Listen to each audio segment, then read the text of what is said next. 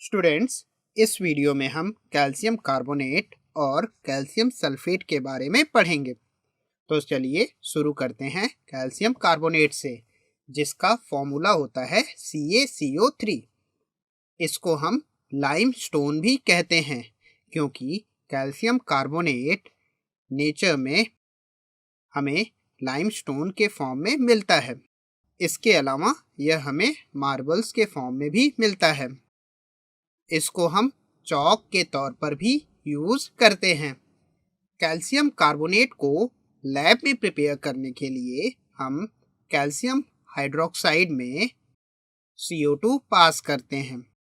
ऐसा करने पर एक एसिड बेस रिएक्शन होती है और हमें कैल्शियम कार्बोनेट मिल जाता है। यहाँ पर हम CO2 को लिमिटेड क्वांटिटी में यूज करते हैं। अगर हम एक्सेस ऑफ CO2 यूज करेंगे तो हमें कैल्शियम कार्बोनेट की जगह पर कैल्शियम बाइकार्बोनेट या फिर calcium hydrogen carbonate as a product मिलेगा। इसे हम कैल्शियम क्लोराइड से भी प्रिपेयर कर सकते हैं। अगर हम कैल्शियम क्लोराइड की रिएक्शन सोडियम कार्बोनेट के साथ कराते हैं तो हमें कैल्शियम क्लोराइड और NaCl मिल जाता है। यहाँ पर कैल्शियम कार्बोनेट वाटर में कम सॉल्युबल होने के कारण सॉल्यूशन से प्रेसिपिटेट हो जाता है। इस रिएक्शन में हमें कोई प्रिकॉशन लेने की ज़रूरत नहीं पड़ती है। अगर हम कैल्शियम कार्बोनेट के अमॉर्फस फॉर्म की बात करें तो यह एक वाइट फ्लफी पाउडर के जैसा होता है।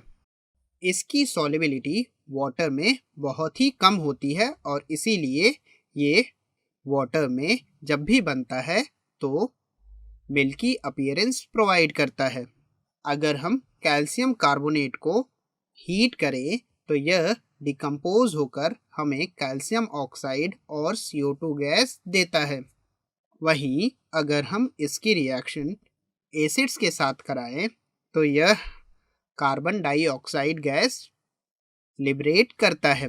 एग्जाम्पल के लिए अगर हम इसकी रिएक्शन HCl के साथ कराते हैं तो यह कैल्शियम क्लोराइड वाटर के साथ CO2 गैस को लिबरेट करता है। वहीं अगर हम इसकी रिएक्शन H2SO4 के साथ कराते हैं तो यह कैल्शियम सल्फेट वाटर और CO2 गैस बनाता है। यदि हम कैल्शियम कार्बोनेट के यूजेस की बात करें तो इसको हम बिल्डिंग्स में मार्बल्स के तौर पर यूज़ करते हैं। वहीं इसका यूज़ हम क्विक लाइम बनाने के लिए भी करते हैं। सिंस यह हीट करने पर बेसिक ऑक्साइड्स बनाता है, इसीलिए हम इसको आयरन के एक्सट्रैक्शन के दौरान ब्लास्ट फर्नेस में एज अ फ्लक्स के तौर पर यूज़ करते हैं, जो कि आयरन ओर में प्रेजेंट एसिडिक इम्प्योरिटी सिलिका के साथ कंबाइन करके स्लैग फॉर्म करता है। कैल्शियम कार्बोनेट को हाई क्वालिटी पेपर के मैन्युफैक्चरिंग के लिए भी यूज़ किया जाता है। वहीं इसका यूज़ हम एंटासिड के तौर पर भी करते हैं।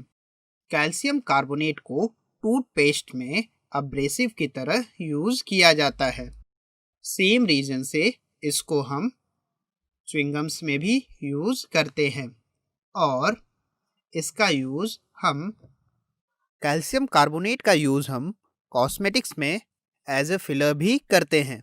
चलिए अब हम बात करते हैं कैल्शियम सल्फेट के एक फॉर्म की, जिसका नाम है प्लास्टर ऑफ पेरिस। इसमें calcium sulphate hemi hydrated form में प्रेजेंट होता है। इसको प्रोड्यूस करने के लिए हम डाईहाइड्रेटेड सल्फेट, जिसे हम जिप्सम कहते हैं, उसको हीट करते हैं, जिसे हम इस इक्वेशन में समझ सकते हैं।